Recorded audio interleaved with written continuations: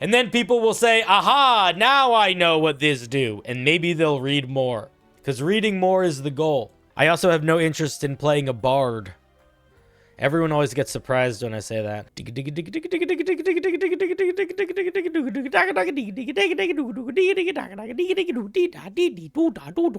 Go black. Narrator? I hardly know a raider. That's a stupid joke. Okay, this is the House of Madness. I'm gonna assume this is a subclass for a bard. Normally you would call it a college up here, just to clarify that. Some bards perform for cities, others for royalty. These bards put on a show for the very ether itself. Guys, what's my feedback of this opening sentence? Chat! What's going on here? So this is a big mistake a lot of writers do. Some things are like this. Other things are like this. But this thing is like this. You don't want to write like that. You know what would be such a better opening sentence than some bards perform for cities, others for royalty? These bards put on a show for the very ether itself. Normally, I would even say you should change it around a little bit to make it more grammatically proper, but even without changing it at all, this sentence is such a stronger opening sentence than the first sentence. So don't spend a lot of time in your flavor text talking about other things. You don't have that much time to talk about other things. People aren't reading your flavor text to hear what other things do. They're reading your flavor text to hear what this thing does. And they want to know, what does this do? So have your first sentence be, this is what this is. This is what this do. And then people will say, aha, now I know what this do. And maybe they'll read more. Because reading more is the goal. These bards are all of a similar ilk. Wild and energetic. Why are they all of us? I would just like, again, you're too many words. Why not just say, these bards are wild and energetic? Extra words, get rid of them. It's often believed they share a common ancestor. That descendants doesn't mean anything. These bards are often seen traveling as musicians, adventurers. The magic in their soul never allows them to settle down. Again, this is really vague. Like any bard could be this. They'll often be at the center of sudden and raucous performances, striking. All of this just sounds like regular bards. All right, we're gonna dive into it, but I do think that if there's madness to be spoken about, surely it should be spoken about here. All of this is just describing regular bards. What's my favorite chocolate ilk? All chocolate ilk is good. Chocolate of all ilk is welcome here. You got chocolate? Give it to me and I'll eat it because it's delicious. Okay, let's see what we're getting at third level. At third level, we're getting two features. We have Mad Music and Musical Mind. Mad Music. The Wild Magic sings with the bard. At third level, whenever you give a creature a bardic inspiration die, use the Mad Music trait. What does that mean? What's the Mad Music trait? Does that mean you roll a d20 on this table? In addition to providing bardic inspiration, roll on the Wild Magic Bard table. If you cast a spell from this table, the improvised magic does not require concentration. What the hell is a Mad Music trait? That's just not anything listed here. This is like unfinished. Chat, have I lost my mind? It's literally the thing I'm currently reading. Oh, is this literally just saying whenever you use this, you use this trait?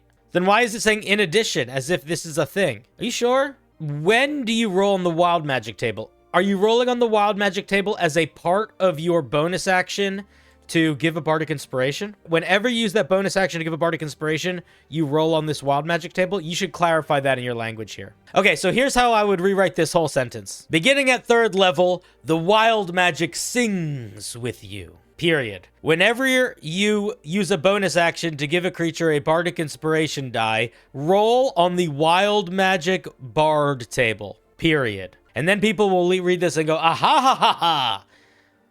Now I see. So my question for you is, did you make this table up, or is this, did you just pull this from the Wild Magic table? If you made this table up, then I would say it is important to keep in mind that the Wild Magic table of the Sorcerer is going to be something that is rolled a lot less than this table. If you are rolling on this table every time you use a bardic inspiration, you're rolling on this table a lot more than you're rolling on the Wild Magic table as a Wild Magic Sorcerer. That can be fine, but what that also means is that this table needs to, on average, be weaker than the Sorcerer Wild Magic table. Yeah, this is a lot of rolls. And the Wild Magic table of the Wild Magic Barbarian is super simple.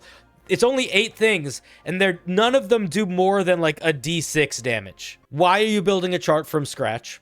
What's your goal there? Is your goal because you want it to feel dramatically different than the Wild Magic table? So I wouldn't give it very many things, if any, that are from the Sorcerer Wild Magic table. I would build it from scratch, and I would really try to make it feel unique and make it feel like a bardic version of Wild Magic. What I might even do, if I were you, is I might even extra simplify it, where if it's tied to Bardic Inspiration, let it be tied to Bardic Inspiration. Instead of having a D20 here, make this list a D12 and have the person, when they roll the Bardic Inspiration die, whatever number they roll on the die, the thing that is a Wild Magic effect happens. So the way you build it is you would have the first 6 be kind of basic, because that's your first inspiration die. And then when the inspiration die becomes a D8, you would get access to these 2. They could be a little stronger.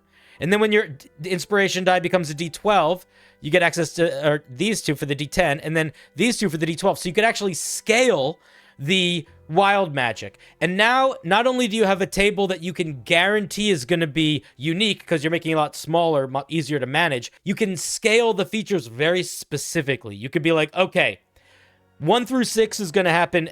Minimum, this is going to happen every time a Bardic Inspiration is used. Let's make sure that it is balanced with that in mind compared to everything else. And then we can scale it up. And you could look at, there's another bard that gets an alternative version of that, which is the tarot card bard. What's it called? The spirit bard. But yours would function a little differently. But that's how this one is scaled, and it works really well. And I think it's going to be a lot cleaner than just having a random D20 table. And I also think it's going to be a lot easier to balance if you're rolling this Wild Magic every single time a Bardic Inspiration is being used. Okay, we also get Musical Mind. When you reach 3rd level, you're missing an A. You learn 1 cantrip and a level 1 spell from the Sorcerer spell list. Interesting.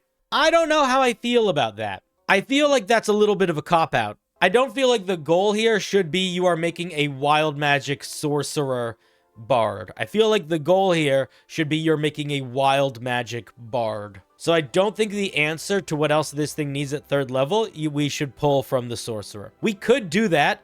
That's totally reasonable, but I would encourage you to try to come up with something a little bit unique that makes this thing stand out distinctly as its own. What are you guys arguing about in the chat? Why should Wild Magic lists be stronger or weaker? It's just a matter of balance. So if you're rolling on a Wild Magic table very frequently, the fact that you're getting to use that ability more often counts as a benefit to a certain extent. If I have a Wild Magic table that it's likely I'm going to roll on 3 or 4 times a day, and I know exactly when I'm going to roll on it because it's happening when I use this ability, that is reliable 3 or 4 times a day. Wild Magic, that's pretty good.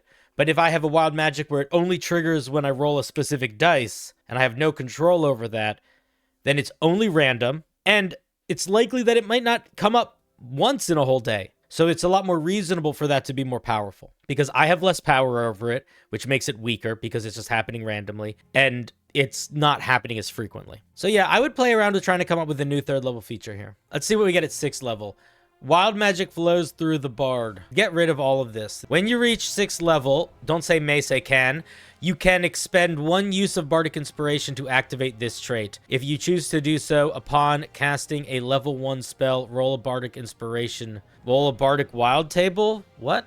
I'm going to try to read that again. I genuinely don't understand what this feature does. Narrator, I know you're in the chat. Explain what you mean by this. When casting a level on spell, you can use the use of Bardic Inspiration to roll the table. Then why didn't you just write it like that? Write it like that. That's so much clearer. When you reach level 6, whenever you cast a 1st level spell or higher, you can expend a use of your Bardic Inspiration to roll on the Wild Magic table. Period. Just write it like that. This is basically the 3rd level, but instead of actually using inspiration, you just waste it. It's basically, yeah, it is like that. It's just the 3rd level feature again. Give us something new. Other than this table, what else does this bard do to rile up the crowd? We talk about how they're wild and energetic. Let's see some of that wild energy expressed in some of these mechanics. Whenever you cast a 1st level spell or higher, your movement speed increases by 10 until the end of your next turn. I don't know, something. We don't get that many subclass features as a bard. We get 3. We get 3rd level, 6th level, and 14th.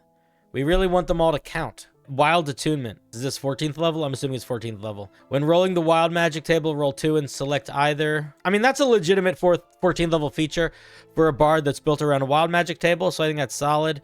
But yeah, I think you gotta I would rebuild the 6th level feature from scratch, and I would really spend some time redesigning the way you roll the Wild Magic table and the structure of the Wild Magic table. It's a fun idea, but I do think it requires a little bit more tightening in. Guys, let's give narrator a round of applause.